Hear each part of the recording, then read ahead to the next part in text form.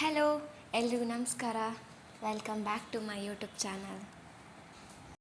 ಇವತ್ತು ನಿಮ್ಗೆ ನಾ ಎಂಥ ರೆಸಿಪಿ ಹೇಳ್ತೆ ಅಂದರೆ ಪಟಾಪಟ್ ಅಂತ ರುಚಿಯಾದ ಸಿಹಿಯಾದ ಪಾಯಸ ಮಾಡೋದು ಹೇಗಂತ ಹೇಳಿಕೊಡ್ತೀನಿ. ಸ್ವಲ್ಪ ಜನರಿಗೆ ಕಾಯಿ ಹಾಲಲ್ಲಿ ಮಾಡೋ ಪಾಯಸ ಇಷ್ಟ ಆಗ್ತದೆ. ಸೊ ಅದಕ್ಕೆ ನಾನು ನಿಮ್ಗೆ ಇವತ್ತು ಕಾಯಿ ಹಾಲಲ್ಲಿ ಹೆಂಗೆ ಪಾಯಸ ಮಾಡೋದಂತ ಹೇಳಿಕೊಡ್ತೆ. ಅದಕ್ಕೆ ನಾವು ಫಸ್ಟಿಗೆ ಒಂದು 2 ಕಡಿ ಆಪಷ್ಟು ಕಾಯಿನ ಕಡಿಕ ನುಣ್ಣಗೆ ಕಡ್ದು ಅದ್ರದ್ದು ಹಾಲನ್ನು ತೆಗೀಕ. ಬರೀ ಹಾಲಲ್ಲಿ ಮಾಡೋ ಪಾಯಸದ್ಕಿಂತ ಕಾಯಿ ಹಾಲಲ್ಲಿ ಮಾಡೋ ಪಾಯಸದ ರುಚಿ ಜಾಸ್ತಿ. ನಾನೀಗ ತೆಗೆದೆ ಕಾಣಿ, ಇದೇ ಥರ ಒಂದು ಬಟ್ಟೆ ಇಟ್ಟು ಕಾಯಿ ಹಾಲನ್ನು ತೆಗೀಕ. ಹಾಗೆ ಒಂದು ಪಾತ್ರೆ ಇಟ್ಟು ಆ ಪಾತ್ರೆ ಬಿಸಿ ಆದಮೇಲೆ ತುಪ್ಪ ಹಾಕಿದ್ರೂ ಇನ್ನೂ ಟೇಸ್ಟ್ ಜಾಸ್ತಿ ಆಗ್ತದೆ.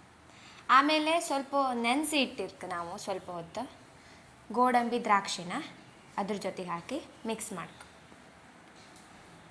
ಅದು ಸ್ವಲ್ಪ ತುಪ್ಪದ ಜೊತೆಗೆ ಫ್ರೈ ಆದಮೇಲೆ ನಾವು ಒಂದು 3ರಿಂದ 4 ಏಲಕ್ಕಿನ ಚಂದ ಮಾಡಿ ಗುದ್ದಿ ಅದ್ರ ಜೊತೆಗೆ ಮಿಕ್ಸ್ ಮಾಡ್ಕೊ. ಕೆಲವ್ರು ಈ ಥರ ಮಾಡ್ತಾರೆ, ಇದನ್ನು ತೆಗೆದಿಟ್ಟು ಕಾಯಿ ಹಾಲನ್ನು ಇದ್ರ ಜೊತೆಗೆ ಹಾಕ್ತಾರೆ. ನಾವು ಇದಕ್ಕೆ ಕಾಯಿ ಹಾಲನ್ನು ಮಿಕ್ಸ್ ಮಾಡ್ತೇವೆ. ಕಾಯಿ ಹಾಲು ಹಾಕಿ ಆದಮೇಲೆ ಅದು ಸ್ವಲ್ಪ ಬೇಗ ದಪ್ಪ ಆಯ್ತು ಪಾಯಸ.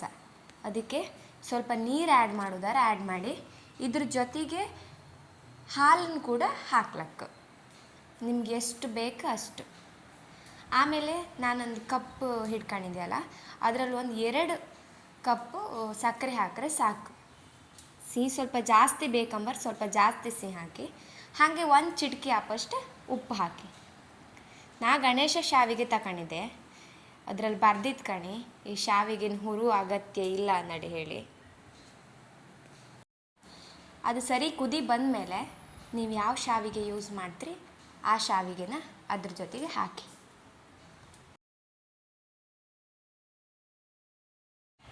ಶಾವಿಗೆ ಎಲ್ಲ ಅದ್ರ ಜೊತೆಗೆ ಮಿಕ್ಸ್ ಆಗಿ ಶಾವಿಗೆನೂ ಒಳ್ಳೆ ಬೆಂದ್ರ ಮೇಲೆ ಒಂದು ಕುದಿ ಬಂದಮೇಲೆ ತೆಗೀನಿ. ಎಂತಕ್ಕಂದರೆ ಶಾವಿಗೆ ಪಾಯಸ ಬೇಗ ದಪ್ಪ ಆಯ್ತು. ಸ್ವಲ್ಪ ನೀರಿದ್ದಲ್ಲೇ ಇಳಿಸಿ ಬೆಚ್ಚರೆ ಒಳ್ಳೇದು. ಎಷ್ಟು ರಪ್ಪ ಅಂದಳಿ ಮಾಡ್ಲಕ್ಕಲ್ಲ.